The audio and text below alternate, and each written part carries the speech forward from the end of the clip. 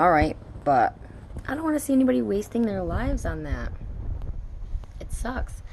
I mean, I had a pretty bad shopping addiction as well, and I'm not trying to justify it in any way, okay? However, with a shopping addiction, at least you have things to show for it, right? Um, and you can always resell the items. Um, but with drugs or alcohol, you're literally urinating it down the drain. Your money, everything. You have nothing to show for it. You get a bad reputation, a bad name. People start to just associate you with that.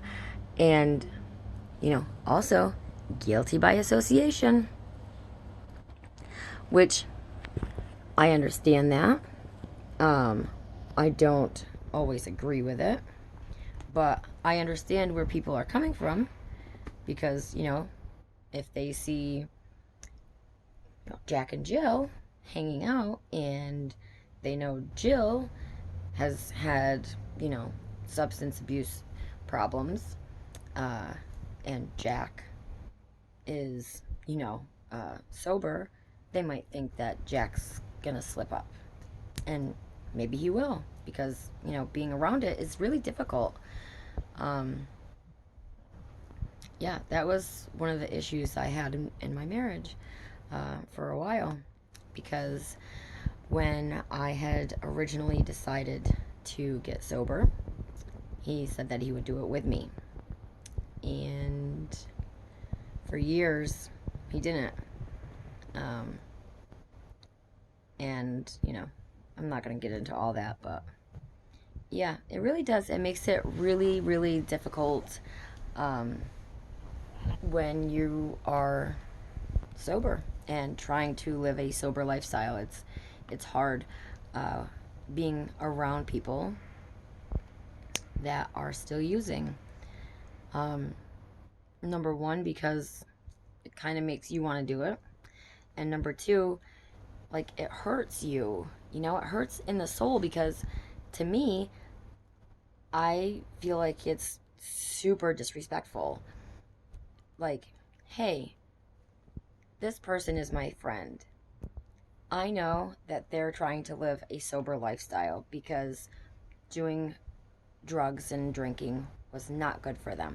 Now, there's some people that can drink sociably, you know, and maybe get drunk a couple times a year or whatever.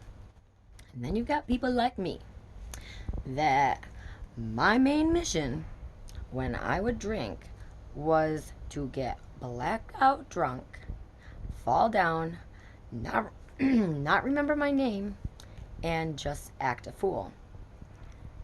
And then what would happen? All of that would happen. Then the next day, I would have to call people and ask them what happened, and then I would have to hear all of this stuff, all of the stuff that I did, which was super embarrassing. Then I would have to call other people and apologize, and you know, because I felt so much shame about it, and I didn't want to deal with those feelings, I would go out and I would drink again because I didn't want to deal with those feelings. And then because I would drink again, the same stuff would happen again. So it was just a never ending cycle.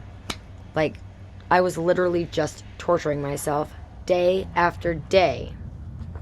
Uh, yeah, the alcohol had a good control on me. Yep, control over me. Yep, it did. Sometimes I miss it, and then there's days when I'm really, really upset or super angry, and I say, oh boy, I could really use some vodka right now. Ooh, I want to let my demons out. But you know what? I don't think those little demons are in there anymore. Anyway, nope. I got rid of them for good. At least I'm pretty sure that I did. But yeah, the things that control us. Money, right? That's a big one. Money. Fear, right? Yep. People like to instill fear into others so that they can control them. It's sick. It really is. Like, every person is their own individual person. They should be allowed to express their individuality any way they choose, so long as it's not harmful to themselves or to other people. You know? Nobody needs to be so controlling. I don't know. Yeah, money's a big one. I mean, we need money to survive, you know? We need food, we need water, you know, if you have a vehicle, you need gas, you gotta get to work, you know, because you gotta make that money. Yeah. Yep. So, but I'll probably get into more in depth. I'm gonna try to make these videos into like sections.